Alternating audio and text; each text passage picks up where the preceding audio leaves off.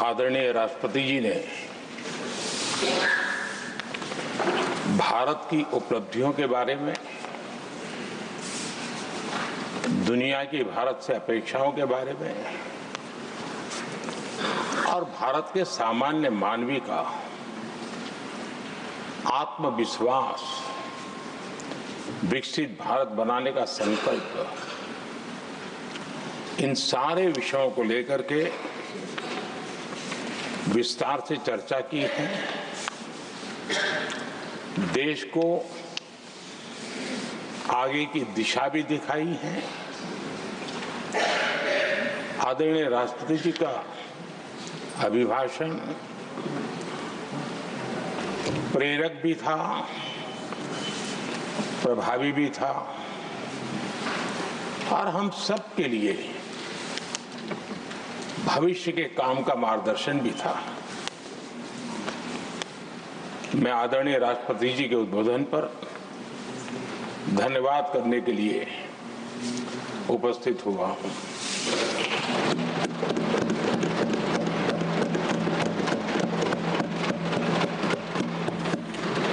आदरणीय सभापति जी,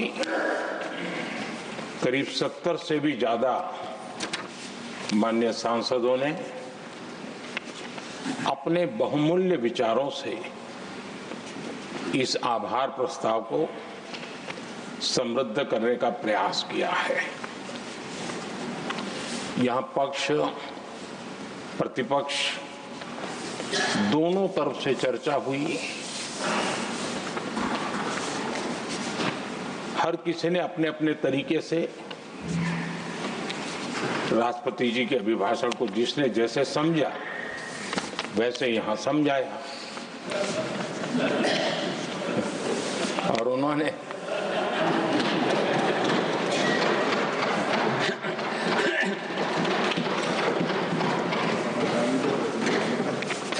आदरणीय सभापति जी, यहाँ पर सबका साथ, सबका विकास, इस पर बहुत कुछ कहा गया।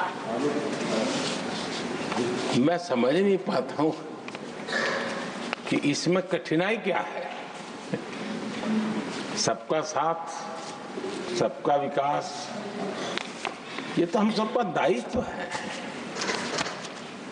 और इसीलिए तो देश ने हम सबको यहाँ बैठने का अवसर दिया है और उसमें, लेकिन जहां तक कांग्रेस का सवाल है, उनसे सबका साथ, सबका विकास, इसके लिए कोई अपेक्षा करना, मैं समझता हूं कि बहुत बड़ी गलती हो जाएगी।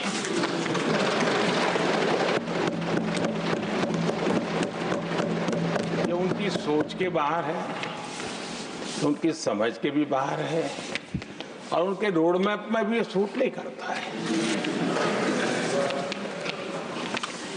क्योंकि वो इतना बड़ा दल एक परिवार को समर्पित हो गया है। उसके लिए सबका साथ, सबका विकास संभव ही नहीं है।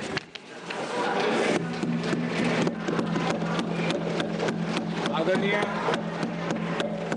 सभापति जी, कांग्रेस ने राजनीति का एक ऐसा मॉडल तैयार किया था जिसमें झूठ, फरेब, भ्रष्टाचार, परिवारवाद, तुष्टीकरण, सबका गालमेल था। जहां सबका गालमेल हो वहां सबका साथ हो ही नहीं सकता।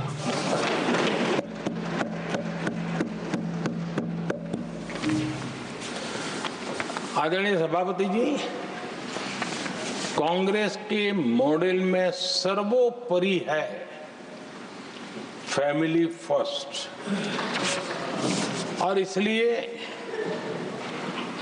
उनकी नीति, रीति, उनकी वाणी, उनका वर्तन उस एक चीज को संभालने में ही खपता रहा है। 2014 के बाद देश ने हमें सेवा करने का अवसर दिया और मैं उन देश की जनता का आभारी हूं कि हमें तीसरी बार लगातार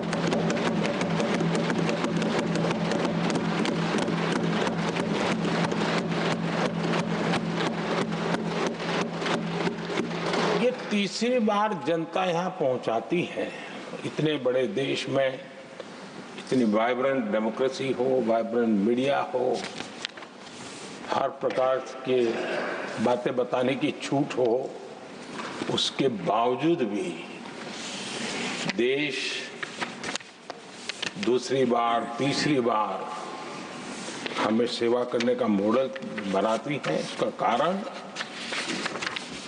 देश की जनता ने हमारे विकास के मॉडल को परखा है, समझा है और समर्थन दिया है। और हमारा ये विकास का मॉडल को अगर मुझे एक शब्द में कहना है तो मैं ये कहूंगा, नेशन फर्स्ट, राष्ट्र प्रथम। इसी एक उम्दा भावना और समर्पित भाव से हमने लगातार अपनी नीतियों में, अपने कार्यक्रमों में, हमारे वाणी में, वर्तन में इसी एक बात को मानदंड मान करके देश की सेवा करने का प्रयास किया है। और आदरणीय सभापति जी, मैं बड़े गर्व के साथ भी कहता हूं, बड़े संतोष के साथ कहता हूं कि एक लंबे अरसे तक, 5-6 दशक तक देश के सामने अल्टरनेट मॉडल क्या हो, तराजू पर तोलने का कोई अवसर ही नहीं मिला था। लंबे अरसे के बाद 2014 के बाद देश को एक अल्टरनेट मॉडल क्या हो सकता है, अल्टरनेट कार्यशैली क्या हो सकती है, प्रायोरिटीज क्या हो सकती है, इसका एक नया मॉडल देखने को मिला है। और ये नया मॉडल तुष्टीकरण नहीं, संतुष्टीकरण पर भरोसा।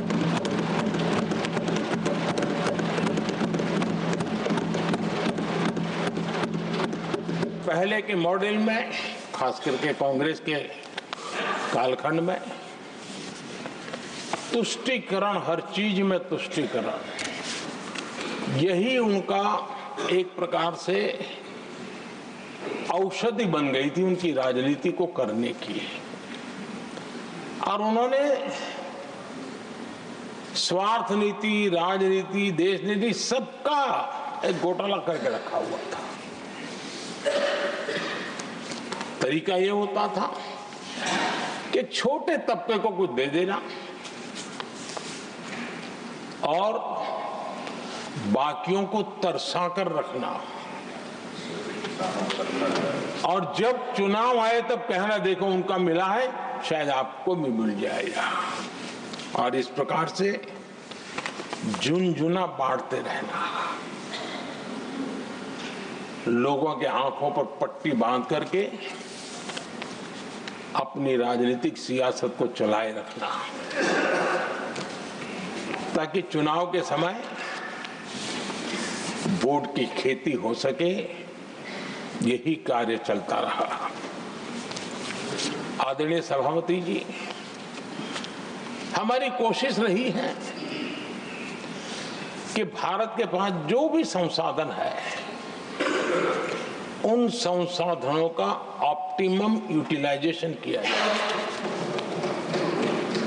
भारत के पास जो समय है, उस समय का भी बर्बादी से बचा करके पल पल का उपयोग देश की प्रगति के लिए, जन सामान्य के कल्याण के लिए, उसी पर वो खर्च हो। और इसलिए हमने एक अप्रोच अपनाया, सैचुरेशन का अप्रोच।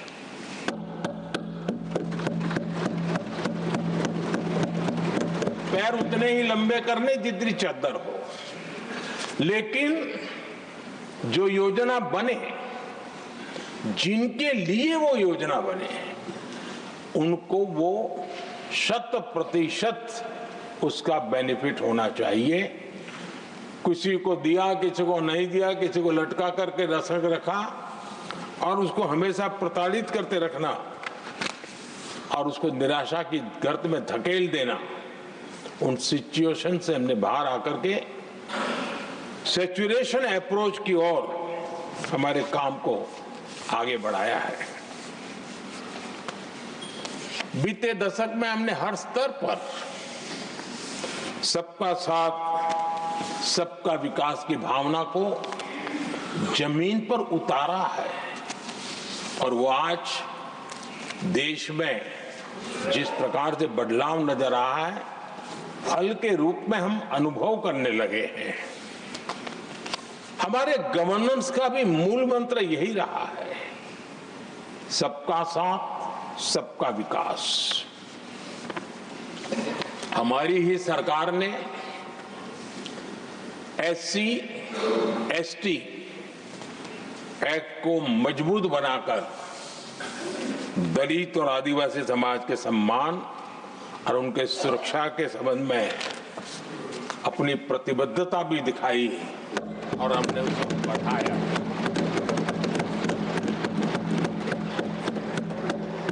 आदरणीय सभापति जी, आज जातिवाद का जहर फैलाने के लिए भरपूर प्रयास हो रहा है, लेकिन 3 दशक तक दोनों सदन के OBC MPs और सभी दलों के OBC MPs सरकारों से मांग करते रहे थे कि OBC आयोग को संवैधानिक दर्जा दिया जाए। ठुकरा दिया गया, इनकार किया गया, क्योंकि शायद उस समय उनकी राजनीति को ये सूट नहीं करता होगा, क्योंकि तुष्टीकरण की राजनीति के और फैमिली फर्स्ट की राजनीति में जब वो बैठेगा तब तक वो चर्चा तक के हित में भी नहीं आता है। आदरणीय सभापति जी, ये मेरा सौभाग्य है कि हम सब ने मिलकर के 3 दशक से मेरे OBC समाज ने जिस बात के लिए मांगे की, आशाएं रखी, जिसको निराश करके रखा गया था, हमने आकर के इस आयोग को संवैधानिक दर्जा दिया।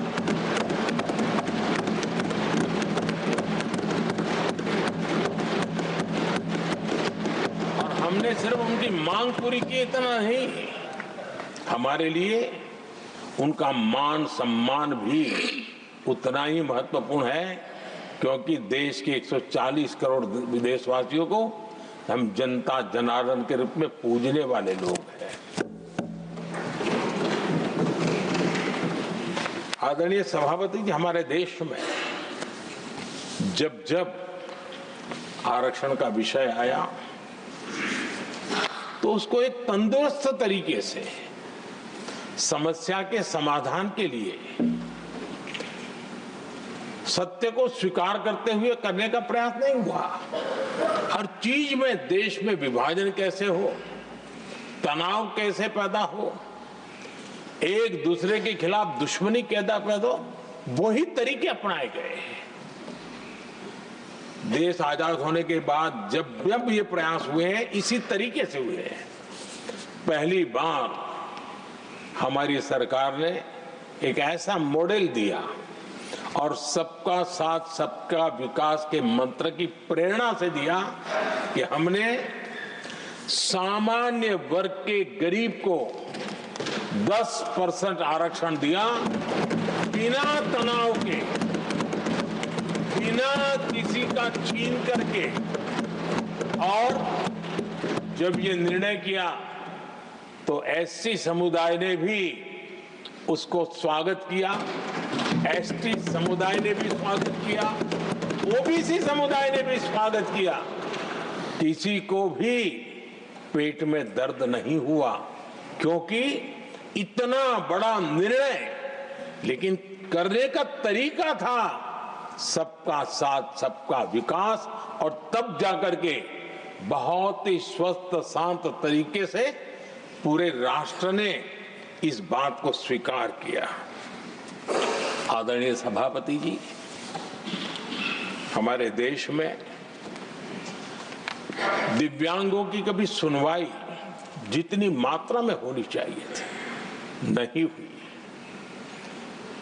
जब सबका साथ सबका विकास का मंत्र होता है ना, तब मेरे दिव्यांग जन भी उस सबके कैटेगरी में होते हैं, और तब जाकर के हमने दिव्यांगों के लिए आरक्षण का विस्तार किया, दिव्यांगों के लिए सुविधाएं उपलब्ध हो, इसके लिए मिशन मोड में काम किया, दिव्यांगों के कल्याण के लिए अनेक योजनाएं बनाई, लेकिन योजनाओं को लागू भी किया। ये इसके कारण इतना ही नहीं, आदरणीय सभापति जी, ट्रांसजेंडर कम्युनिटी के अधिकारों को लेकर के हमने उसको कानूनी रूप से उसको पुख्त करने के लिए प्रामाणिकता पूर्वक प्रयास किया। सबका साथ सबका विकास के मंत्र को हम कैसे जीते हैं, ये हमने समाज के उस उपेक्षित वर्ग की तरफ भी हमने बड़ी संवेदना के साथ देखा। आदरणीय सभापति जी, भारत की विकास यात्रा में नारी शक्ति के योगदान को कोई नकार नहीं सकता, लेकिन उनको अगर अवसर मिले और वो नीति निर्धारण का हिस्सा बने तो देश की प्रगति में और गति आ सकती है। और इस बात को ध्यान में रखते हुए हमने ही और इस सदन का पहला निर्णय हुआ, हम देशवासी गर्व कर सकते हैं, सदन इस बात के लिए याद रखा जाएगा, ये नया सदन सिर्फ उसके रूप रंग के लिए नहीं, ये नया सदन का पहला निर्णय था नारी शक्ति बंधन। इस नए सदन को हम किसी और तरीके से भी कर सकते थे, हम हमारी वाहवाही के लिए भी उपयोग कर सकते थे, पहले भी होता था, लेकिन हमने तो मातृशक्ति की वाहवाही के लिए इस सदन का आरंभ किया था, और मातृशक्ति के आशीर्वाद से ये सदन अपना कार्य आरंभ किया है। आदरणीय सभापति जी, हम जानते हैं, इतिहास की तरफ अब थोड़ी नजर करें,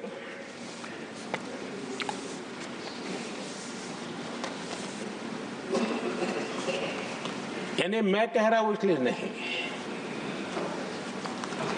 बाबा साहब आंबेडकर के साथ कांग्रेस को कितनी नफरत रही थी, उनके प्रति कितना गुस्सा था, और किसी भी हालत में बाबा साहब की हर बात के प्रति कांग्रेस चिढ़ जाती थी, और इसके सारे दस्तावेज मौजूद है। और इस गुस्से को दो बार बाबा साहब को चुनाव में पराजित करने के लिए क्या कुछ नहीं किया गया।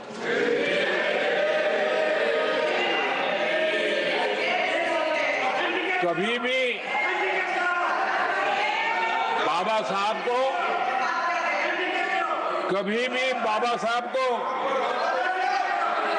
भारत रत्न के योग्य नहीं समझा गया। आदरणीय सभापति जी, कभी भी बाबा साहब को भारत रत्न योग्य नहीं समझा गया। इतना ही नहीं, आदरणीय सभापति जी, इस देश के लोगों ने बाबा साहब की भावना का आदर किया, सर्व समाज ने आदर किया, और तब आज मजबूरन कांग्रेस को जय भीम बोलना पड़ रहा है, उनका मुंह सूख जाता है।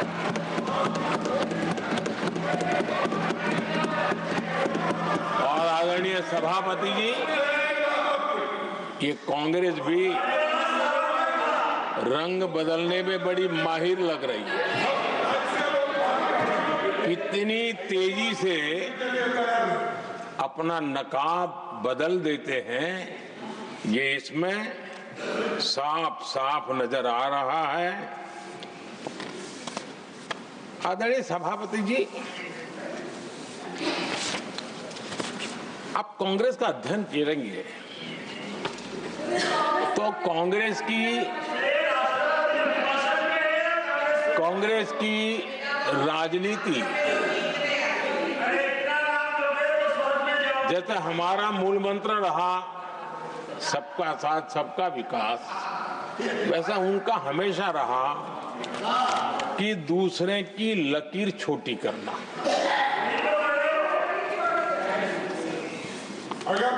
और इसके कारण उन्होंने सरकारों को अस्थिर किया। किसी भी राजनीतिक दल की सरकार कहीं बनी तो उसको अस्थिर कर दिया, क्योंकि लकीर छोटी करो दूसरे की, इसी काम में वो लगे रहे। और ये जो उन्होंने रास्ता चुना है ना, औरों की लकीर छोटी करने का, लोकसभा के बाद भी जो उनके साथ थे वो भी भाग रहे हैं, तो उनको पता चला गया ये तो हमें भी मार डालेंगे। और यही उनकी नीतियों का परिणाम है कि आज ये हाल हो गए हैं कांग्रेस के। देश की सबसे पुरानी पार्टी, आजादी के आंदोलन से जुड़ी पार्टी, इतनी दुर्दशा। ये औरों की लकीर छोटी करने में अपनी शक्ति खपा रहे हैं ना। अगर वो खुद की लकीर लंबी करते तो उनकी ये दशा नहीं होती। और मैं बिना मांगे एडवाइस दे रहा हूं, आप अपनी लकीर लंबी करने में मेहनत कीजिए, सोचिए, तो कभी न कभी देश आपको भी ये 10 मीटर दूर यहाँ आने का अवसर देगी।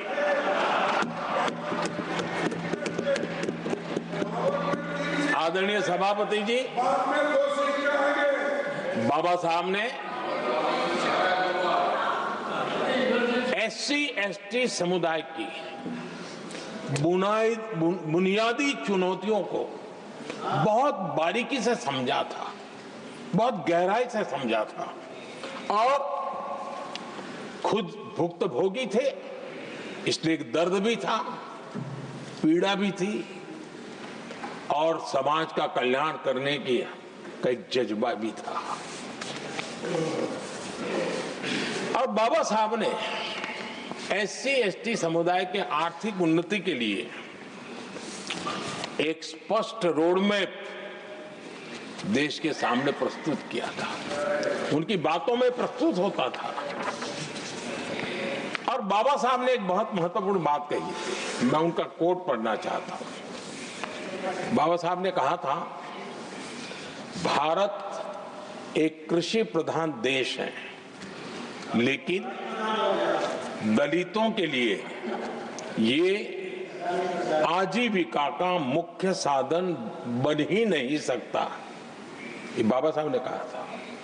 उन्होंने आगे कहा था, और इसके कई कारण हैं। पहला, भूमि खरीदना उनके सामर्थ्य से बाहर है। दूसरा, अगर उनके पास धन भी हो तो भी उनके लिए भूमि खरीदने का कोई अवसर नहीं है। बाबा साहब ने ये एक एनालिसिस किया था और इस परिस्थिति का एनालिसिस करते हुए उनको तो सुझाव था, उन्होंने आग्रह किया था कि दलितों के साथ, हमारे आदिवासी भाई बहनों के साथ, वंचितों के साथ ये जो अन्याय हो रहा है, ये जो मुसीबत में जीने के लिए वो मजबूर हो रहे हैं, इसका एक उपाय है देश में इंडस्ट्रियलाइजेशन को बढ़ावा दिया जाए। औद्योगिकरण के पक्षकार थे बाबा साहब, क्योंकि औद्योगिकरण करने के पीछे उनकी कल्पना साफ थी। स्किल बेस्ड जॉब्स और एंटरप्रेन्योरशिप के लिए, आर्थिक आत्मनिर्भरता के लिए दलित, आदिवासी, वंचित समूहों को एक अवसर मिलेगा और उसे वो उत्थान का एक सबसे महत्वपूर्ण हथियार मानते थे। लेकिन आजादी के इतने सालों के बावजूद भी, इतने साल कांग्रेस को सत्ता में रहने का अवसर मिला, तब भी बाबा साहब की इन बातों को पर गौर करने का भी उनको समय नहीं था। उन्होंने बाबा साहब की इस विचारों को पूरी तरह खारिज कर दिया। एससी एसटी समुदाय की आर्थिक लाचारी बाबा साहब समाप्त करना चाहते थे। उसे कांग्रेस ने ऐसा उल्टा काम किया तो उसको गहरा संकट बना दिया।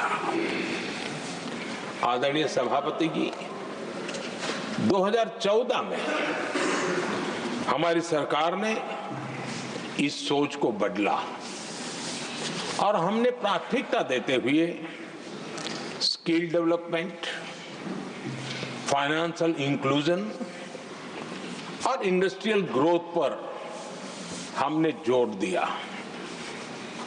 हमने पीएम विश्वकर्मा योजना बना करके समाज का वो तबका जिसके बिना समाज की रचना ही संभव नहीं है, और हर गांव में छोटे छोटे रूप में बिखरे हुए समाज, जो पारंपरिक कार्य करने वाले हमारे विश्वकर्मा भाई बहन, लोहार हो, कुम्हार हो, समाज के सोनार हो, ऐसे सारे जो वर्ग के लोग हैं, पहली बार देश में उनके लिए कोई चिंता हुई और उनको ट्रेनिंग देना, टेक्नोलॉजिकल अपग्रेडेशन के लिए नए औजार देना, डिजाइनिंग में उनको मदद करना, आर्थिक सहायता करना, उनके लिए बाजार उपलब्ध कराना, ये सारों दिशाओं में एक विशेष काम हमने अभियान चलाया हुआ है।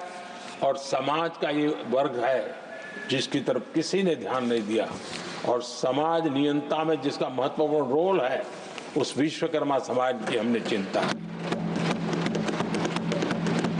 आदरणीय सभापति, हमने मुद्रा योजना शुरू करके जिन लोगों को पहली बार उद्यम के क्षेत्र में आना था, उनको निमंत्रित किया, उनको प्रोत्साहित किया।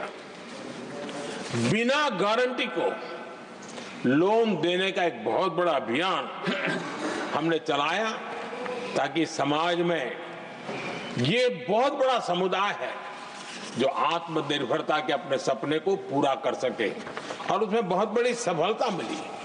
हमने एक योजना और भी बनाई, स्टैंड अप इंडिया, जिसका मकसद था एससी एसटी समुदाय के हमारे भाई बहन और कोई भी समाज की महिला, उसको बैंक से 1 करोड़ रुपए का बिना गारंटी को लोन, ताकि वो अपना कारोबार, और हमने इस बार बजट में इसको डबल कर दिया है।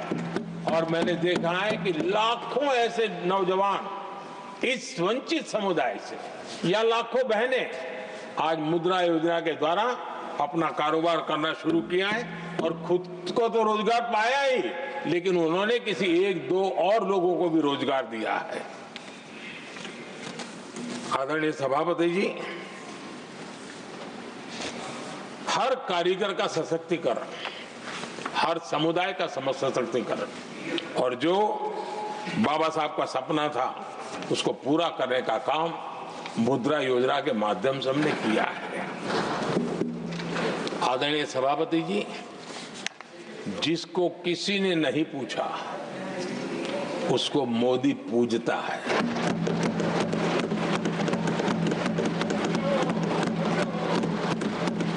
गरीब, वंचित, उसकी का कल्याण, ये हमारी प्राथमिकता है। इस वर्ष के बजट में भी आप देखिए, लेदर इंडस्ट्री, फुटवेयर इंडस्ट्री, ऐसे अनेक छोटे दायरे के विषयों को हमने स्पर्श किया है और इसका सबसे बड़ा लाभ गरीब और वंचित समुदाय के लोगों को मिलने वाला है, जो इस बजट पे घोषणा की। अब उदाहरण के रूप में टॉयज की बात करें, समाज के इस प्रकार के वर्ग के लोग ही टॉयज बनाने के काम में हैं। हमने उस पर ध्यान केंद्रित किया। बहुत सारे गरीब परिवारों को अनेक प्रकार की उसमें मदद दी गई और उसका परिणाम आज आया है कि टॉयज हम एक्सपोर्ट करने की आदत में फंसे हुए थे, आज इंपोर्ट करने की आदत में फंसे हुए थे, आज हमारे टॉयज 3 गुना एक्सपोर्ट हो रहे हैं और जिसका फायदा समाज के एक बहुत ही नीचे के तबके में जीने वाले, मुसीबतों से गुजारा करने वाले समुदाय को मिल रहा है। आदरणीय सभापति जी, हमारे देश में एक बहुत बड़ा समुदाय है, मछुआरा समुदाय। इन मछुआरे साथियों के लिए हमने एक अलग मिनिस्ट्री तो बनाई, लेकिन जो बेनिफिट किसान क्रेडिट में किसानों को मिलता था, हमने वो किसान क्रेडिट कार्ड के सारे बेनिफिट हमारे मछुआरे भाई बहनों को भी दिया, ये सुविधा दी। अलग मिनिस्ट्री बनाई, इस काम किया और करीब 40,000 करोड़ रुपया हमने इसके अंदर इंफ्यूज किया है। फिशरीज सेक्टर को बल दिया है और इसका प्रयास इन प्रयासों का परिणाम ये आया है कि हमारा मछली उत्पादन 2 गुना और एक्सपोर्ट भी 2 गुना हुआ है और जिसका सीधा बेनिफिट हमारे मछुआरे भाई बहनों को हुआ है। यानी समाज के सबसे उपेक्षित हमारे बंधु हैं, उनको हमने सबसे ज्यादा प्राथमिकता दे करके हमने काम करने का प्रयास किया है। आदरणीय सभापति जी, यहाँ जो जातिवाद का जहर फैलाने की जिनको नया शौक लग गया है, हमारे देश के आदिवासी समाज, उन आदिवासी समाज में भी कई स्तर की स्थितियां हैं। कुछ समूह ऐसे हैं जिनकी संख्या बहुत कम है और जो करीब देश में 200-300 जगह पे बिखरे हुए हैं और कुल आबादी उनकी बहुत कम है, लेकिन वो ऐसे उपेक्षित रहे हैं, उनकी बारीकियों को जाने तो दिल दहलाने वाली बात है। और मेरा सद्भाग्य रहा कि राष्ट्रपति जी से इस विषय में मुझे काफी गाइडेंस मिला, क्योंकि उस समाज को काफी निकट से राष्ट्रपति जी जानती है और उसी में से आदिवासी समाज में भी बहुत वंचित अवस्था में जीने वाला एक जो छोटा तबके के लोग व बिखरे पड़े लोग हैं, उनको विशेष रूप से योजना में लाने का प्रयास हुआ और हमने पीएम जनमन योजना बनाई और 24,000 करोड़ रुपए ताकि उनको कुछ सुविधाएं मिले, उनके कल्याण के काम हो और वे भी सबसे पहले तो अन्य आदिवासी समाज की बराबरी तक तो पहुंचे और फिर पूरे समाज की बराबरी करने के लिए योग्य बने, उस दिशा में हमने काम किया है। आदरणीय सभापति जी, समाज के अलग अलग तबकों की चिंता तो की है। हमने देश के अलग अलग भूभाग में भी कुछ ऐसी स्थितियां हैं कि जिसमें बहुत पिछड़ापन है। जैसे हमारे सीमावर्ती गांव, उनको बैकवर्ड विलेज करके छोड़ दिया गया था, आखिरी गांव करके छोड़ दिया गया था। हमने सबसे पहले मनोवैज्ञानिक परिवर्तन लाया। हम ये जो दिल्ली पहले और बाद में सब धीरे धीरे जो जाए दूर जाता जाए आखिर चला जाए, हमने बदल दिया। हमने तय किया कि सीमा पर जो लोग हैं वो पहले और वो अंदर की तरफ आता जाए। जहां सूरज की किरण सबसे पहले आती है और जहां सूरज की आखिरी किरण भी जिनके पास होती है, ऐसे आखिरी गांव उनको हमने फर्स्ट विलेज के रूप में विशेष दर्जा देते हुए, विशेष योजना बनाते हुए हमने उनके विकास के कामों को, इतना ही नहीं, इसको प्राथमिकता इतनी दी कि मैंने पिछले टर्म में मंत्री परिषद के साथियों को ऐसे दूर दराज के गांवों में 24 घंटे रुकने के लिए भेजा था। और -15 डिग्री वाले कुछ विलेजेस थे, वहां भी हमारे मंत्री वहां जाकर के रुके थे, उनको समझने का, उनकी समस्याओं के समाधान के लिए प्रयास किया था। और हमने 15 अगस्त 26 जनवरी में जो मेहमान बुलाते हैं, उसमें भी ये जो सीमा पर बसे हुए हमारे पहले विलेज है, आज उनके प्रधानों को हम 26 जनवरी 15 अगस्त में बुलाते हैं। राष्ट्रपति जी के यहाँ एट होम में होते हैं, क्योंकि हमारी कोशिश है सबका साथ सबका विकास, और इसलिए खोजते रहते हैं कि हम किसको अभी भी पहुंचना बाकी है, चलो जल्दी करो। आदरणीय सभापति जी, वाइब्रेंट विलेज की योजना देश की सुरक्षा के लिए भी बहुत उपयोगी हो रही है, बहुत महत्वपूर्ण हो रही है, और हम उसको भी बल दे रहे हैं। आदरणीय सभापति जी, राष्ट्रपति जी ने गणतंत्र के 75 वर्ष के मौके पर संविधान निर्माताओं से प्रेरणा लेने का भी आग्रह अपने अभिभाषण में किया है। मैं आज बड़े संतोष के साथ कह सकता हूं कि हमारे संविधान निर्माताओं की जो भावना थी,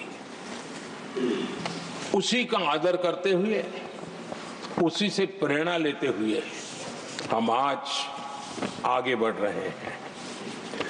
कुछ लोगों को लगता होगा ये यूसीसी क्या लाए हैं, लेकिन जो संविधान सभा की डिबेट पढ़ेंगे उनको पता चलेगा कि हम उस भावना का यहाँ लाने का प्रयास कर रहे हैं। कुछ लोगों की राजनीति आड़े आती होगी, लेकिन हम संविधान निर्माताओं की भावना को जीते हैं ना, तब जाकर के ये साहस करते हैं और कमिटमेंट के साथ पूरा करने का प्रयास करते हैं।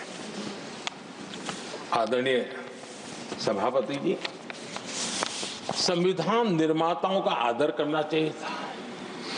संविधान निर्माताओं के एक एक बात से प्रेरणा लेने की थी, लेकिन ये कांग्रेस है जिसने आजादी के तुरंत बाद ही संविधान निर्माताओं की भावनाओं की धज्जियां उड़ा दी थी। और ये बहुत दुख के साथ मुझे कहना पड़ रहा है। आप कल्पना कर सकते थे कि जब देश में चुनी हुई सरकार नहीं थी, एक स्टॉप गैप अरेंजमेंट था चुनाव तक का, वो स्टॉप गैप अरेंजमेंट में जो बैठे थे महाशय, उन्होंने संविधान में संशोधन कर दिया। आते ही चुनी हुई सरकार करती तो थोड़ा भी तो समझ आता था, लेकिन उतना भी इंतजाम नहीं किया। और किया क्या उन्होंने फ्रीडम ऑफ स्पीच को कुचला, फ्रीडम ऑफ स्पीच को कुचला। अखबारों पर प्रेस पर लगाम लगाई और डेमोक्रेट का टैग लगाकर घूमते रहे दुनिया में। देश के डेमोक्रेसी का महत्वपूर्ण स्तंभ उसको कुचलने का काम हुआ और ये संविधान की भावना का पूरी तरह अनादर था। आदरणीय सभापति जी, देश की पहली सरकार थी, नेहरू जी प्रधानमंत्री थे और मुंबई में जब नेहरू जी प्रधानमंत्री थे तब मुंबई में मजदूरों की एक हड़ताल हुई। उसमें मशहूर गीतकार मजरूह सुल्तानपुरी जी ने एक गीत गाया था, कॉमनवेल्थ का दास है। ये कविता उन्होंने गाई थी। कविता गाने मात्र के गुणे में नेहरू जी ने देश के एक महान कवि को जेल में ठूस दिया।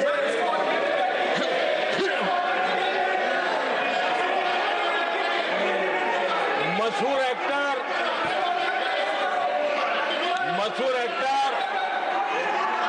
बलराज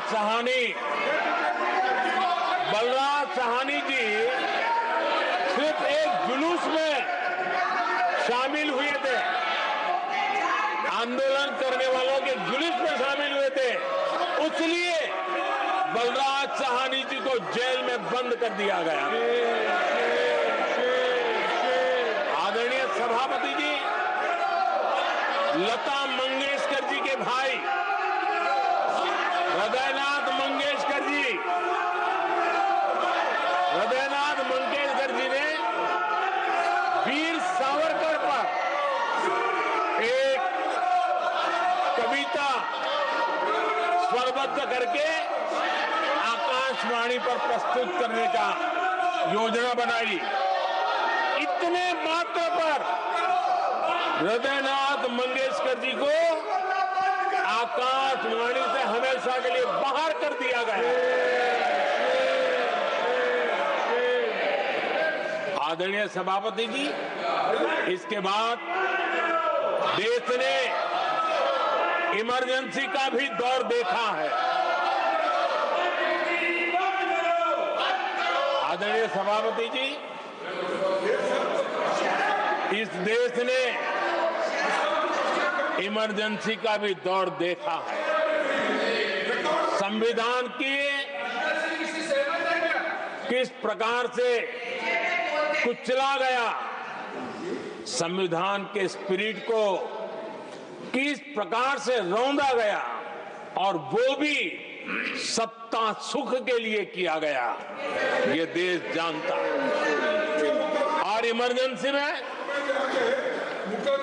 प्रसिद्ध सिने कलाकार देवानंद जी से आग्रह किया गया कि वे इमरजेंसी का समर्थन करें पब्लिकली। देवानंद जी ने साफ साफ इमरजेंसी पर समर्थन करने से इनकार कर दिया। उन्होंने हिम्मत दिखाई और इसलिए दूरदर्शन पर देवानंद जी की सभी फिल्मों को प्रतिबंधित कर दिया गया।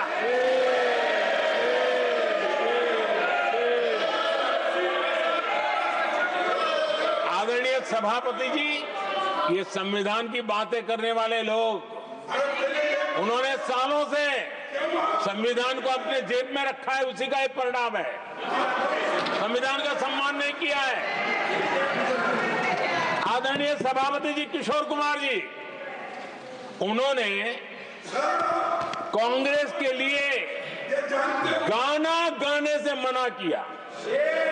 इस एक गुनाह के लिए आकाशवाणी पर किशोर कुमार के सभी गानों को प्रतिबंधित कर दिया गया।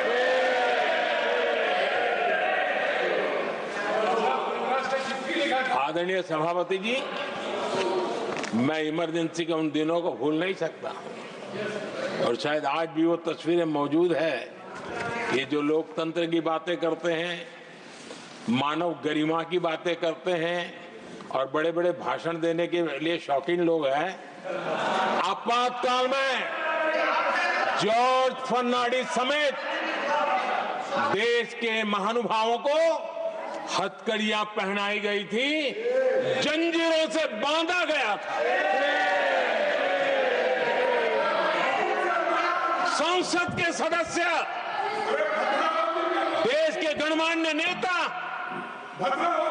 उनको हथकड़ियां और जंजीरों से बांधा गया था। इनके मुंह में संविधान शब्द शोभा नहीं देता है।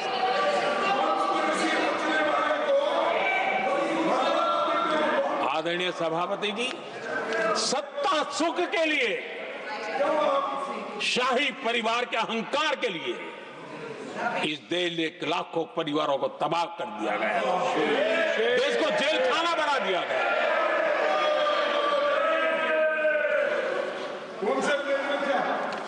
बहुत लंबा संघर्ष चला।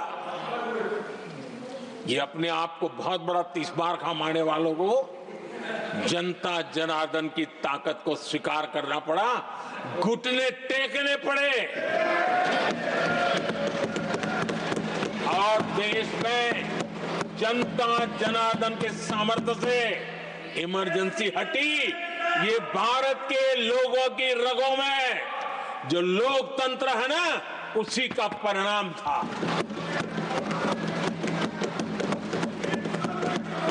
हमारे माननीय खड़गे जी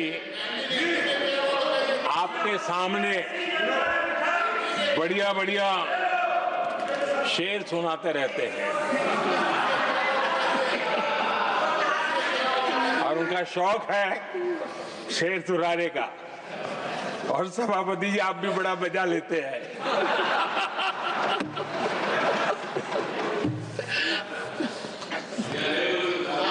एक शेर मैंने भी कहीं पढ़ा था,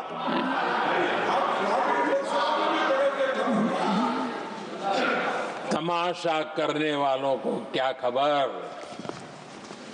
तमाशा करने वालों को क्या खबर, हमने कितने तूफानों को पार कर दिया जलाया है, हमने कितने तूफानों को पार कर दिया जलाया है। आदरणीय सभापति जी, मैं आदरणीय खड़गे जी वरिष्ठ नेता है और मैं हमेशा सम्मान करता हूँ, और इतना लंबा समय सार्वजनिक जीवन ये छोटी बात नहीं है। और मैं इस देश में चाहे शरद राव हो चाहे खड़गे जी हो, इन सब का, मैं हमारे देवगौड़ा जी बैठे हैं, ये असामान्य सिद्धियां हैं उनके जीवन की जो उन्होंने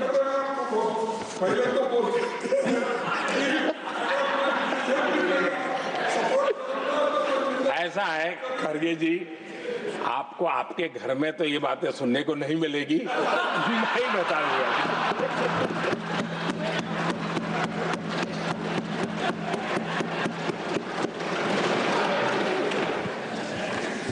इस बार मैं देख रहा था कि खड़गे जी कविताएं पढ़ रहे थे,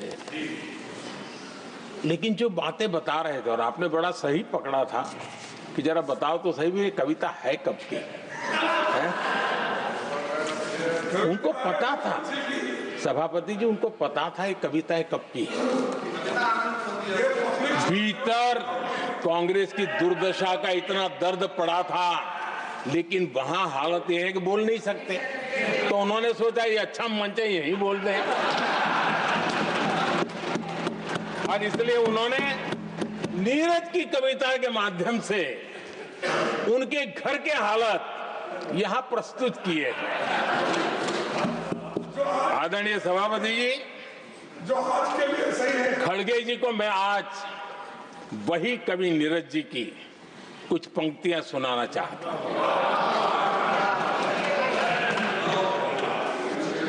कांग्रेस सरकार का जो दौर था उस समय नीरज जी ने ये कविताएं लिखी थी, और उसमें उन्होंने कहा था, है बहुत अंधियारा है बहुत अंधियारा, अब सूरज निकलना चाहिए,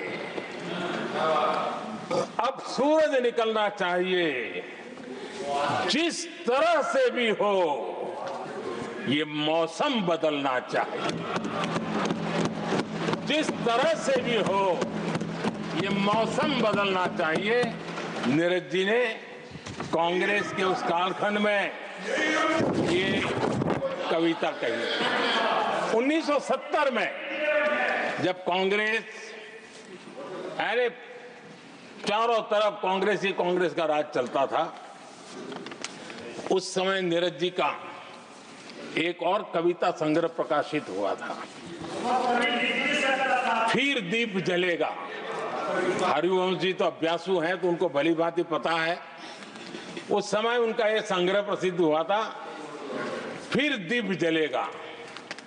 उसमें उन्होंने कहा था, और ये बड़ा महत्वपूर्ण है, नीरज जी ने उस समय कहा था, मेरे देश उदास न हो।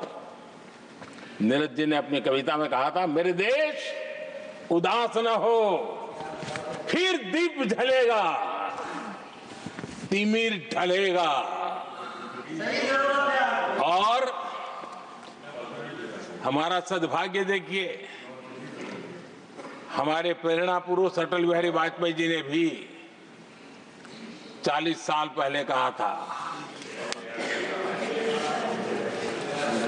सूरज निकलेगा, अंधेरा छटेगा, कमल खिलेगा।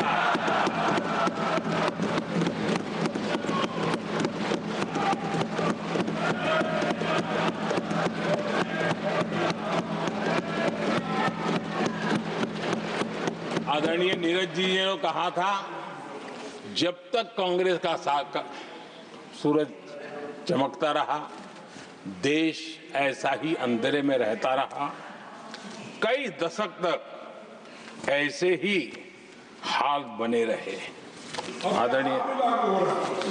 आदरणीय सभापति जी, गरीबों को शक्ति देने के लिए, गरीबों के सशक्तिकरण के लिए जितना काम हमारे कार्यकाल में हुआ है, हमारी सरकार के द्वारा हुआ है, इतना पहले कभी नहीं हुआ।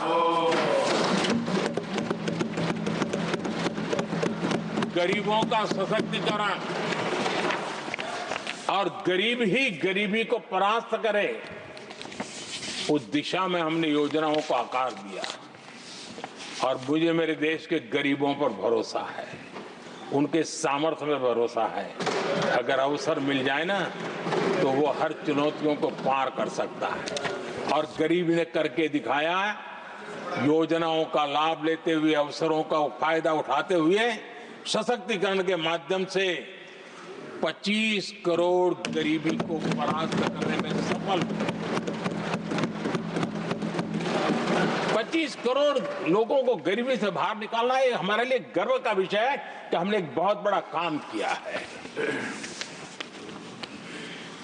जो लोग गरीबी से निकले हैं, कठोर परिश्रम करके निकले हैं, सरकारी पर भरोसा करते हुए, योजनाओं को आधार बना करके, और आज गरीबी से निकलकर वो एक न्यू मिडिल क्लास हमारे देश में अर्जित हुआ है। आदरणीय सभापति जी,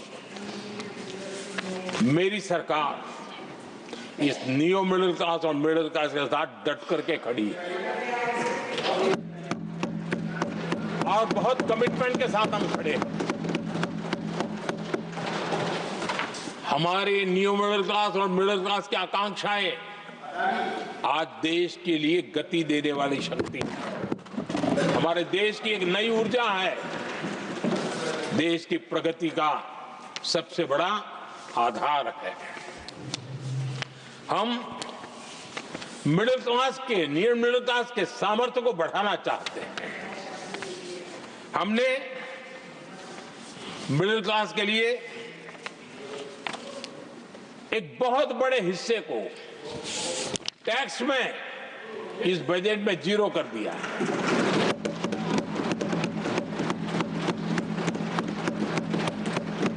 2013 में 2 लाख तक की आय टैक्स में मुक्ति थी, इनकम टैक्स में 2 लाख तक मुक्ति थी। आज हमने 12 लाख तक टैक्स में मुक्ति कर दी। हम 70 साल से ऊपर के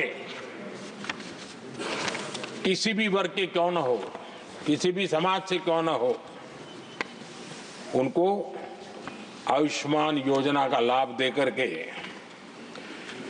और उसका सबसे बड़ा लाभ मिडिल क्लास के बुजुर्गों को मिल रहा है।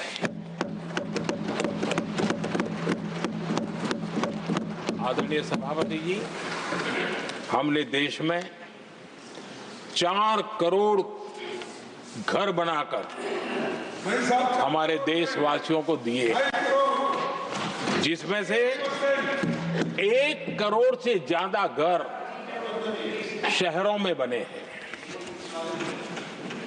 हमने घर खरीदने वालों के साथ बहुत बड़ा फ्रॉड हुआ करता था, उनको सुरक्षा देना बहुत जरूरी था, और इसी सदन में हमने रेरा का कानून बनाया है, जो आज मध्यम वर्ग के घर के सपने के खिलाफ जो रुकावटें थी, उसको दूर करने एक महत्वपूर्ण हथियार बना है। इस बार बजट में स्वामी इनिशिएटिव लाया गया है, जो हाउसिंग प्रोजेक्ट अटके हुए हैं, जिसमें मध्यम वर्ग के पैसे रुके हुए हैं और उनकी सुविधाएं अटकी हुई हैं, उनके उस काम के लिए 15,000 करोड़ रुपया इस बजट में हमने आवंटित किया है, ताकि मध्यम वर्ग के उन सपनों को पूरा कर सकें। आदरणीय सभापति जी, स्टार्टअप का रिवॉल्यूशन जिसको आज दुनिया ने देखा है, और उसका एक प्रभाव भी है। ये स्टार्टअप चलाने वाले कौन है? ये स्टार्टअप चलाने वाले नौजवान ज्यादातर मिडिल क्लास के नौजवान हैं। आज पूरी दुनिया भारत के प्रति आकर्षित है, खास करके G20 समूहों की देश के 50-60 स्थानों पर जो मीटिंगें हुई, उसके कारण भारत को जो पहले सभी दिल्ली, मुंबई या बेंगलुरु मानते थे, भारत को विशालता का उनको पता चला है, और आज विश्व का भारत के टूरिज्म के प्रति आकर्षण बढ़ा है। और जब टूरिज्म बढ़ता है तो व्यवसाय के भी अनेक अवसर आते हैं, और उसका लाभ भी हमारे मिडिल क्लास को बहुत मिलने वाला है, उनके आय के साथ। आदरणीय सभापति जी, आज हमारा मिडिल क्लास आत्मविश्वास से भरा हुआ है, और ये अभूतपूर्व है। ये अपने आप में एक बहुत बड़ा सामर्थ्य बना देता है देश का, और मुझे पूरा विश्वास है कि भारत का मध्यम वर्ग विकसित भारत के संकल्प को साकार करने के लिए कमर कस करके खड़ा हो गया है, हमारे साथ चल पड़ा है। आदरणीय सभापति जी, विकसित भारत के निर्माण में सबसे बड़ा रोल देश के युवाओं का है। हमें डेमोग्राफी का डिविडेंड, उस पर हमारा भी बल है। जो अभी स्कूल कॉलेज में है, वही विकसित भारत के सबसे बड़े लाभार्थी बनने वाले हैं, और इसलिए उनके अंदर एक स्वाभाविक भाव है कि जैसे जैसे उनकी उम्र बढ़ेगी, वैसे वैसे देश की विकास की यात्रा बढ़ेगी, और जो उनके लिए एक बहुत बड़ा और एक प्रकार से विकसित भारत का बेस हमारे यहाँ स्कूल कॉलेज के नौजवान है, वो हमारा सामर्थ्य है। पिछले 10 साल में लगातार इस तबके को, इस बेस को मजबूत करने के लिए हमने बहुत सोची समझी रणनीति के तहत काम किया है। 21वीं सदी की शिक्षा कैसी होनी चाहिए, शिक्षा नीति के लिए पहले सोचा तक नहीं गया। जो चलता है चलने दो, जैसा होता है होते रहो। करीब 3 दशक के अंतराल के बाद नई राष्ट्रीय शिक्षा नीति लेकर के हम आए। 3 दशक के अंतराल। इस नीति के तहत बहुत सारे इनिशिएटिव हैं। उसमें एक की मैं चर्चा करता हूँ, पीएम श्री स्कूल। ये पीएम श्री स्कूल आज करीब 10-12 हजार स्कूल ऑलरेडी बन चुके हैं और नए बनाने की दिशा में हम आगे बढ़ रहे हैं। आदरणीय सभापति जी, एक महत्वपूर्ण निर्णय हमने शिक्षा नीति में बदलाव लाया है। मातृभाषा में पढ़ाई और मातृभाषा में परीक्षा, इस पर हमने बल दिया है। देश आजाद हुआ, लेकिन ये कुछ गुलामी की मानसिकता कहीं कहीं जकड़ के रखा था ना, उसमें ये हमारी भाषा भी थी। हमारी मातृभाषा के साथ घोर अन्याय हुआ और गरीब का बच्चा, दलित का बच्चा, आदिवासी का बच्चा, वंचित का बच्चा वो इसलिए रुक जाए ताकि उसको लैंग्वेज नहीं आती है। ये उसके साथ घोर अन्याय था। और सबका साथ सबका विकास का मंत्र मुझे चैन से सोने नहीं देता था। और इसमें मैंने कहा कि देश में मातृभाषा में शिक्षा, मातृभाषा में डॉक्टर बने, मातृभाषा में इंजीनियर बने। जिनको अंग्रेजी भाषा पढ़ने नसीब नहीं हुई, उनके सामर्थ्य को हम रोक नहीं सकते। हमने बहुत बड़ा बदलाव किया है और उसके कारण आज गरीब माँ का, विधवा माँ का भी बच्चा आज डॉक्टर इंजीनियर के सपने देखने लगा। आदिवासी युवाओं के लिए एकलव्य मॉडल स्कूलों का हमने विस्तार किया है। 10 साल पहले करीब 150 एकलव्य विद्यालय थे, आज 470 है, 470 हो चुके। और अब हम 200 और ज्यादा एकलव्य स्कूल की दिशा में आगे बढ़ रहे हैं। आदरणीय सभापति जी, हमने सैनिक स्कूलों में भी बहुत बड़ा रिफॉर्म किया और सैनिक स्कूलों में हमने बेटियों को भी प्रवेश की व्यवस्था की। आप स्वयं सैनिक स्कूल के विद्यार्थी रहे। पहले बेटियों के लिए उसके दरवाजे बंद थे और आप भी जानते हैं कि सैनिक स्कूलों का महात्मा क्या होता है, उसका सामर्थ्य क्या होता है, जिसने आप जैसे व्यक्तियों को जन्म दिया है। अब वो अवसर मेरे देश की बेटियों को भी मिलेगा। हमने सैनिक स्कूल के दरवाजे खोल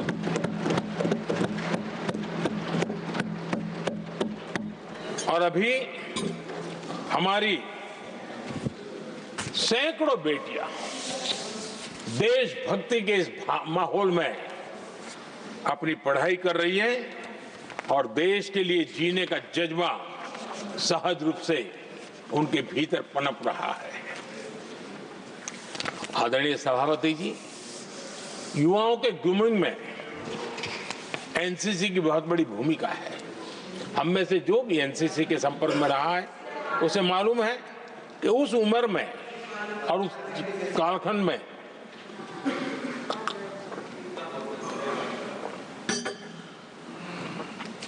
एक बहुत सुनहरा अवसर होता है व्यक्ति के विकास में, सर्वांगीण विकास में। उसको एक एक्सपोजर मिलता है। बीते वर्षों में एनसीसी में अभूतपूर्व विस्तार हुआ है। हमने उसको भी जकड़ करके बैठ गए थे। 2014 तक एनसीसी में करीब 14 लाख कैडेट हुआ करते थे। आज वो संख्या 20 लाख पार कर गई।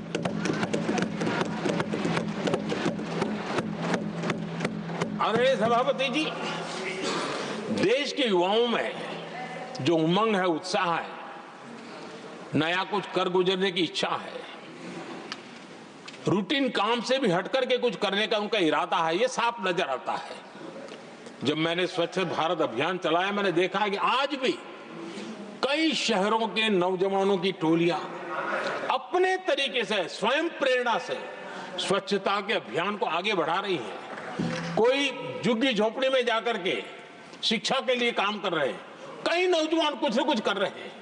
इन सारी बातों को देख करके हमें लगा कि देश के युवाओं को एक अवसर मिलना चाहिए। संगठित रूप से प्रयास होना चाहिए और इसके लिए हमने माय भारत एक आंदोलन शुरू किया है। मेरा युवा भारत, माय भारत। आज करीब 1.5 करोड़ से ज्यादा युवाओं ने उसमें अपनी रजिस्ट्री करवाई है और देश के वर्तमान विषयों पर चर्चा करना, मंथन करना, समाज को जागरूक करना, सक्रियता से ये नौजवान अपनी प्रेरणा से कर रहे हैं। उनको स्पून फीडिंग की जरूरत नहीं पड़ रही है, वो अपने सामर्थ्य से अच्छी चीजों को हाथ लगा करके आगे बढ़ रहे हैं। आदरणीय सभापति जी, खेल का क्षेत्र स्पोर्ट्समैन स्पिरिट को जन्म देते हैं और जिस देश में स्पोर्ट जितना व्यापक होता है उस देश के अंदर वो स्पिरिट अपने आप पनपता है। खेल प्रतिभा को बल देने के लिए हमने अनेक आयामों पर काम शुरू किया है। खेल के लिए जो इंफ्रास्ट्रक्चर की जरूरत हो, उसके लिए जो फाइनेंशियल सपोर्ट की आवश्यकता हो, उसमें अभूतपूर्व हमने मदद की है ताकि देश के नौजवानों को एक अवसर मिले। Target Olympic podium scheme tops और खेलो इंडिया अभियान हमारे स्पोर्ट्स इकोसिस्टम को पूरी तरह ट्रांसफॉर्म करने की ताकत रखते हैं और हम अनुभव भी कर रहे हैं। पिछले दिनों 10 साल में जितने भी इंटरनेशनल स्पोर्ट्स इवेंट हुए हैं, भारत ने अपना झंडा गाड़ दिया है, भारत ने अपना सामर्थ्य दिखा दिया है, भारत के नौजवानों ने अपना लोहा बनवा लिया है और उसमें हमारी बेटियां भी उतना ही दमखम के साथ दुनिया के सामने भारत की ताकत का प्रदर्शन कर रही है।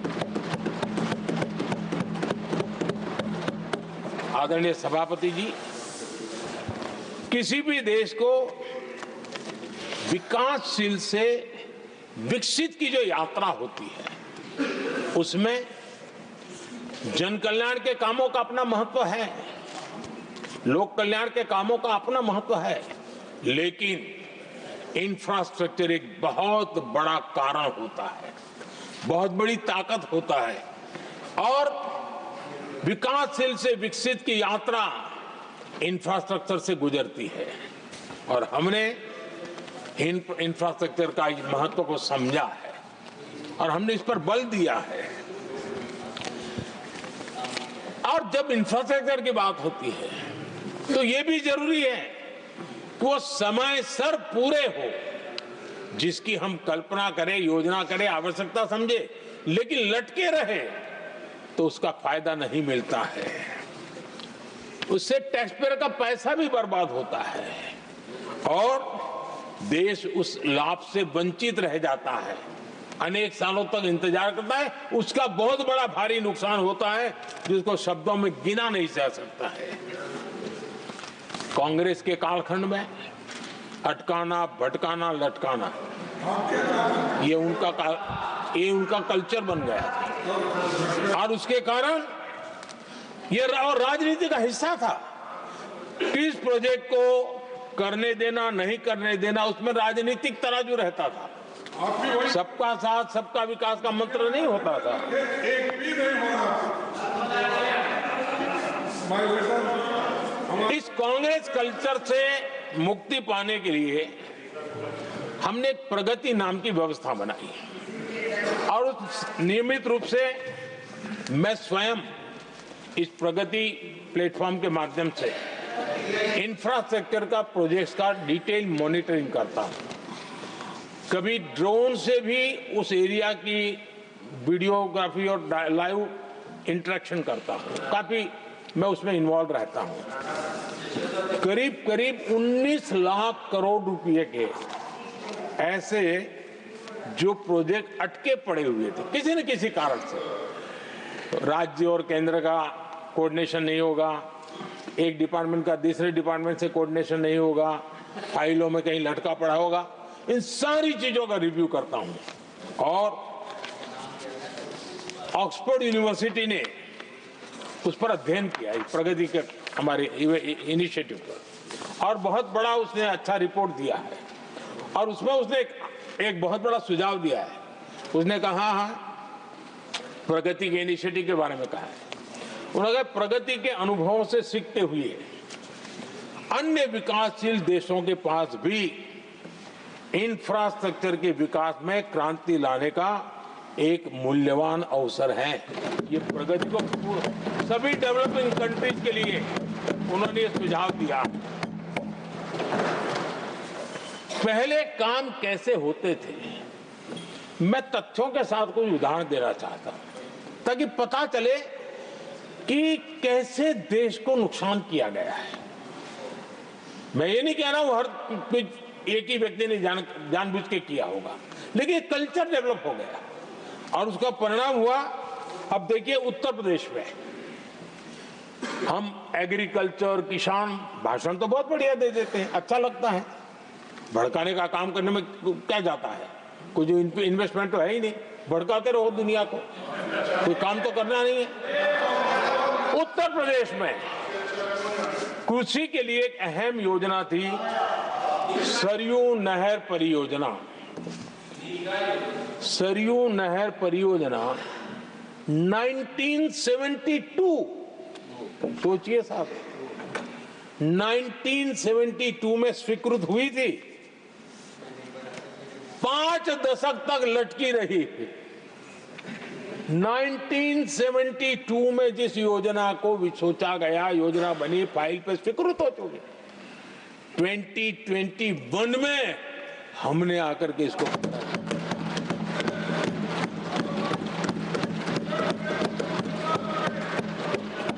आदरणीय सभापति जी, जम्मू कश्मीर की Udhampur Srinagar Baramulla rail line, Udhampur Srinagar Baramulla rail line in 1994 में स्वीकृत हुई थी। 1994 में ये रेल लाइन भी बरसों तक लटकी रही। 3 दशक बाद आखिरकार हमने 2025 में इसे पूरा किया।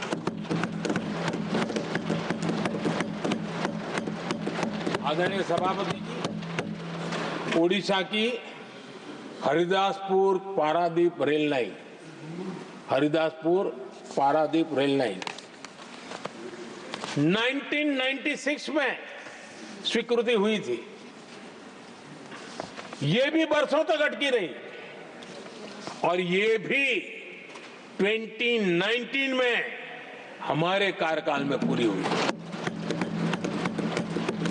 आदरणीय सभापति जी, असम का बोगीबिल ब्रिज 1998 में स्वीकृत हुआ था, ये भी हमारी सरकार ने 2018 में पूरा किया। और मैं ऐसे आपको सैकड़ों उदाहरण दे सकता हूं। अटकाना, लटकाना, भटकाना, ये कल्चर कितने देश को बर्बाद किया है, सैकड़ों उदाहरण दे सकता हूं। आप कल्पना कर सकते हैं, कांग्रेस ने अपने कार्यकाल में देश के लिए, देश जिसके लिए हकदार था, जो होने की संभावनाएं भी थी, इस प्रगति का न करते हुए कितनी बर्बादी की है, इसका आप अंदाज लगा सकते हैं। इंफ्रास्ट्रक्चर प्रोजेक्ट्स में सही प्लानिंग और समय सही एजुकेशन, इसके लिए पीएम गति शक्ति नेशनल मास्टर प्लान बनाया है। पीएम गति शक्ति में जो लोग डिजिटल वर्ल्ड में इंटरेस्टेड हैं, उनके लिए जरूरी है समझना, और मैं तो चाहूंगा इसको राज्यों ने भी उपयोग करना चाहिए।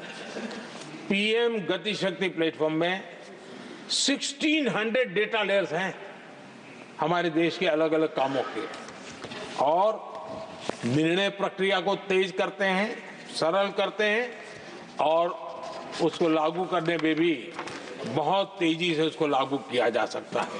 तो आज गति शक्ति प्लेटफॉर्म अपने आप में एक बहुत बड़ा इंफ्रास्ट्रक्चर के काम को गति देने वाला आधार बन गया है। आदरणीय सभापति जी,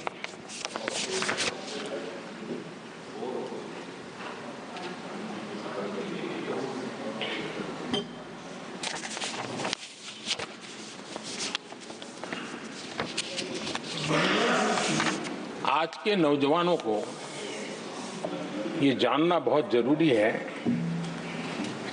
कि उनके माँ बाप को मुसीबतों से जिंदगी क्यों गुजारनी पड़ी, देश की ऐसी हालत क्यों हुई, उनको जानना बहुत जरूरी है। अगर बीते दशक में डिजिटल इंडिया के लिए हम प्रोएक्टिव न होते, हम कदम न उठाते, तो आज जैसी सुविधाएं लेने में हमें कई साल इंतजार करना पड़ता। ये हमारे प्रोएक्टिव डिसीजन और प्रोएक्टिव एक्शन का परिणाम है कि आज हम समय के साथ या कहीं कहीं समय से आगे चल रहे हैं। आज देश में 5G टेक्नोलॉजी दुनिया में सबसे तेज गति से व्याप्त हमारे देश में हो रहा है। आदरणीय सभापति जी, मैं अतीत के अनुभवों से कह रहा हूं, कंप्यूटर हो, मोबाइल फोन हो, एटीएम हो, ऐसी कई टेक्नोलॉजी दुनिया के कई देशों में हमारे से बहुत पहले पहुंच चुकी थी, लेकिन भारत में आते आते दशकों बीत गए तब जाकर के पहुंचा। अगर मैं हेल्थ की बात करूं, बीमारी की बात करूं, टीकाकरण की बात करूं, जैसे चेचक, बीसीजी का टीका, जब हम गुलाम थे तब दुनिया में वो टीकाकरण हो रहा था, कुछ देशों में हो चुका भी, लेकिन भारत में ये दशकों बाद आया। पोलियो की वैक्सीन हमने दशकों तक इंतजार करना पड़ा, दुनिया आगे बढ़ चुकी थी, हम पीछे रह गए थे। कारण यह था कांग्रेस ने देश की व्यवस्था को ऐसे जकड़ करके रखा था।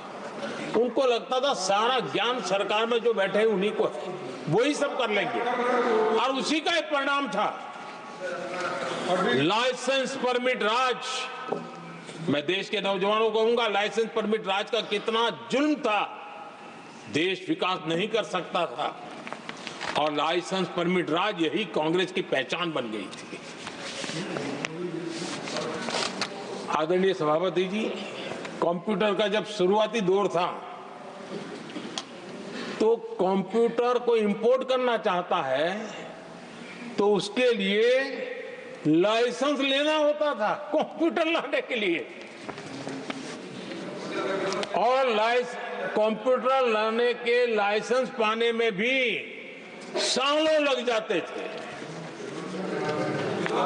आदरणीय सभापति जी, वो दिन थे मकान बनाने के लिए सीमेंट चाहिए तो सीमेंट के लिए भी परमिशन लेना पड़ता था मकान बनाने के। इतना ही नहीं सभापति जी, शादी ब्याह में अगर चीनी की जरूरत हो, चीनी चाय पिलानी हो, तो भी लाइसेंस लेना पड़ता था। मेरे देश के नौजवानों को पता होना, और मैं आजाद भारत की बात कर रहा हूं, मैं अंग्रेजों के कालखंड की बात नहीं कर रहा हूं, कांग्रेस के कालखंड की बात कर रहा हूं। और कांग्रेस के एक पूर्व वित्त मंत्री जो अपने आप को बहुत ज्ञानी मानते हैं, उन्होंने माना था कि लाइसेंस परमिट के बिना कोई काम होते नहीं है, सारे काम लाइसेंस परमिट के रास्ते से ही गुजरते हैं। और उन्होंने ये भी कहा था कि लाइसेंस परमिट बिना रिश्वत को नहीं होता है। मैं कांग्रेस के वित्त मंत्री ने जो कहा वो कह रहा हूं, बिना रिश्वत को नहीं होता है। अब कोई बहुत आसानी से समझ सकता है, उस जमाने में रिश्वत मतलब हाथ की सफाई कौन करता था भाई, ये कौन पंजा था, वो पैसा कहां जाता था देश का नौजवान भली भांति समझ सकता है। यही इस सदन में कांग्रेस के एक माननीय सदस्य हैं, मौजूद है, जिनके पिताजी के पास खुद के पैसे थे, किसी से लेना नहीं था, और कार खरीदना चाहते थे। यहां मौजूद एक एमपी है कांग्रेस के, उनके पिताजी खुद के पैसे से कार खरीदना चाहते थे। 15 साल तक उनको कार के लिए इंतजार करना पड़ा था कांग्रेस के राज में।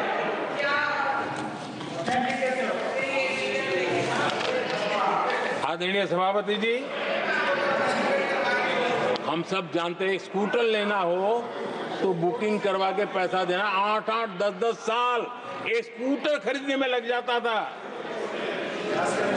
और अगर मजबूरी में स्कूटर मानो बेचना पड़ा तो उसके लिए सरकार से परमिशन लेनी पड़ती थी। अरे कैसे देश चलाया इन लोगों ने। और इतना ही नहीं, गैस सिलेंडर एमपी को कूपन दिया जाता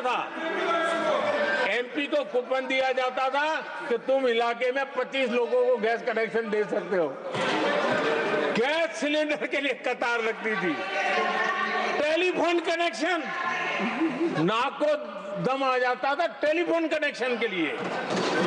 देश के नौजवानों को पता होना चाहिए कि ये जो आज बड़े बड़े भाषण झाड़ रहे हैं, उन्होंने क्या किया था, देश को पता होना चाहिए।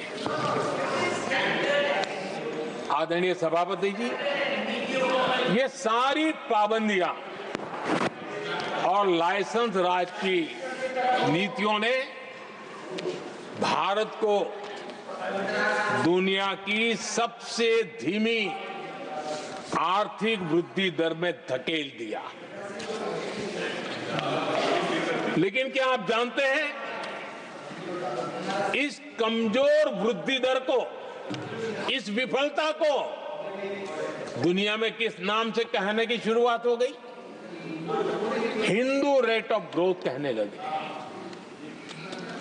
एक समाज का पूरा अपमान, विफलता सरकार में बैठे हुए लोगों की, काम न करने के सामर्थ्य बैठे हुए लोगों का, समझ शक्ति का अभाव बैठे हुए लोगों का,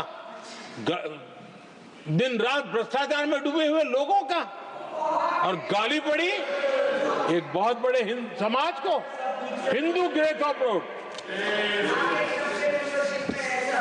आदरणीय सभापति जी, शाही परिवार के आर्थिक कुप्रबंधन और गलत नीतियों के कारण पूरे समाज को दोषी ठहराया गया और दुनिया भर में बदनाम किया गया। जबकि हम इतिहास देखें तो भारत के लोगों का तरीका और नीतियां, भारत के स्वभाव में लाइसेंस राज नहीं था, परमिट नहीं थी। भारत के लोग सदियों से, हजारों साल से खुले में विश्वास करते थे, और हम उन समुदाय में सबसे पहले थे जो दुनिया भर में मुक्त व्यापार, फ्री ट्रेड, उसमें मेहनत करते थे, काम करते थे। सदियों पहले भारतीय व्यापारी दूर दराज के देशों तक व्यापार करने के लिए जाते थे, कोई बंधन नहीं थे, कोई रुकावटें नहीं थे। ये हमारी प्रकृति की संस्कृति थी, हमने उसको तबाह करके रख दिया। आज जब पूरी दुनिया भारत की आर्थिक क्षमता को पहचानने लगी है, आज दुनिया तेज गति से आगे बढ़ने वाले देश के रूप में देख रही है, तो आज दुनिया भारत रेट ऑफ ग्रोथ दुनिया देख रही है और हर भारतीय को इसका गौरव है। और हम अपनी अर्थव्यवस्था का विस्तार कर रहे हैं।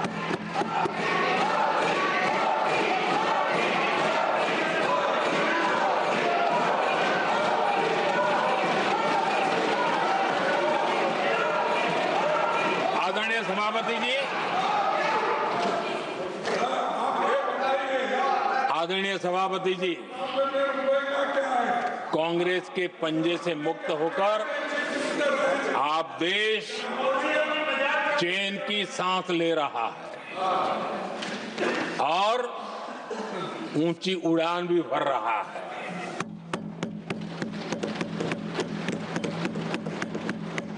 कांग्रेस के लाइसेंस राज और उसकी कुनीतियों से बाहर निकलकर हम मेक इन इंडिया को बढ़ावा दे रहे हैं। भारत में मैन्युफैक्चरिंग बढ़ाने के लिए हमने पीएलआई स्कीम शुरू की, एफडीआई से जुड़े रिफॉर्म्स किए। आज भारत दुनिया का दूसरा सबसे बड़ा मोबाइल प्रोडक्शन वाला देश बना है।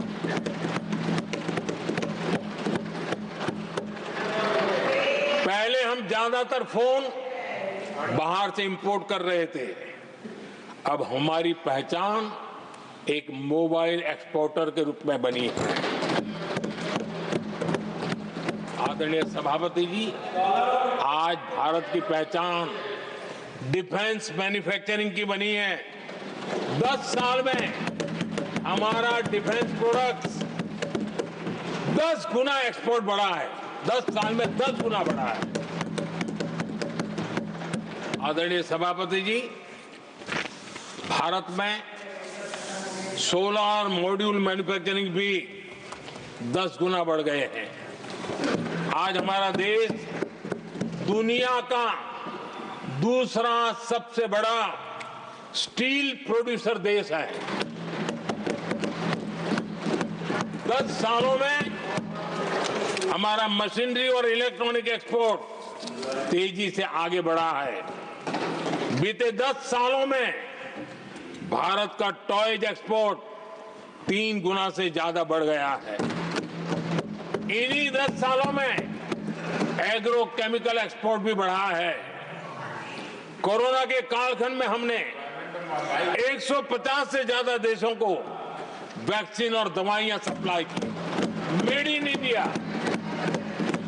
हमारे आयुष और हर्बल प्रोडक्ट का एक्सपोर्ट भी बहुत तेज गति से बढ़ा है और बढ़ रहा है।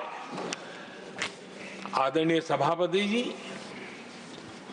खादी जो कांग्रेस ने की तो सबसे बड़ा एक काम करते ना खादी के लिए, तो भी मुझे लगता है हाँ ये आजादी के आंदोलन के लोगों से कुछ प्रेरणा आगे बढ़ा रहे हैं। वो भी नहीं किया। खादी और विलेज इंडस्ट्री का टर्नओवर पहली बार 1.5 लाख करोड़ से ज्यादा हुआ। 10 साल में इसका प्रोडक्शन भी 4 गुना हुआ।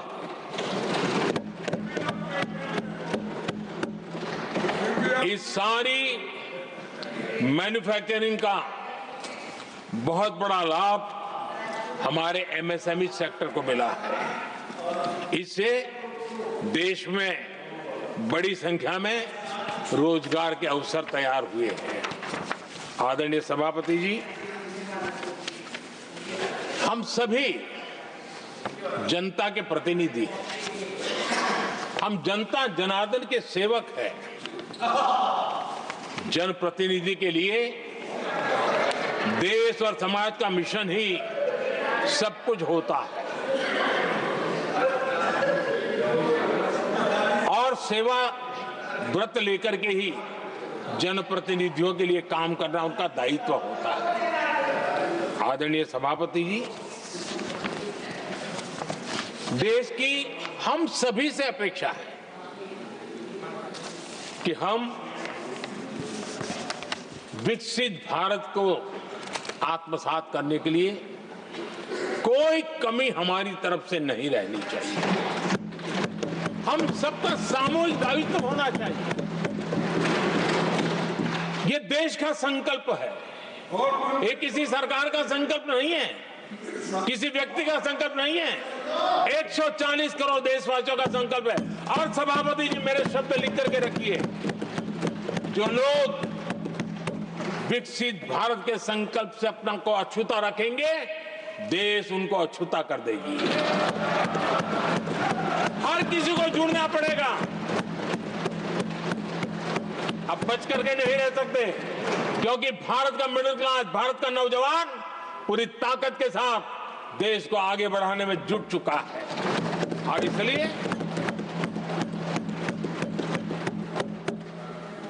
आदरणीय सभापति जी, जब प्रगति की राह पर देश चल पड़ा है, विकास की नई ऊंचाइयों को देश अर्जित कर रहा है, तब हम सबकी भूमिका बड़ी महत्वपूर्ण है।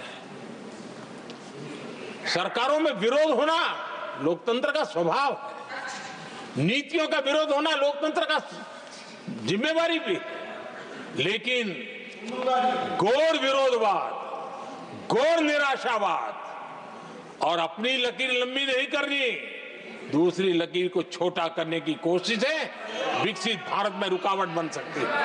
हमें उसे मुक्त होना होगा और हमें आत्ममंथन भी करना होगा, निरंतर मंथन करना होगा। मुझे भरोसा है कि सदन में जो चर्चा हुई है उसमें से जो उत्तम चीजें हैं उसको लेकर के हम आगे बढ़ेंगे और हमारा मंथन जारी रहेगा। हमें निरंतर ऊर्जा राष्ट्रपति जी के उद्बोधन से मिलती रहेगी। एक बार फिर राष्ट्रपति जी का मैं हृदय से आभार व्यक्त करता हूं और सभी माननीय सांसदों का भी आभार व्यक्त करता हूं। बहुत बहुत धन्यवाद। I shall now put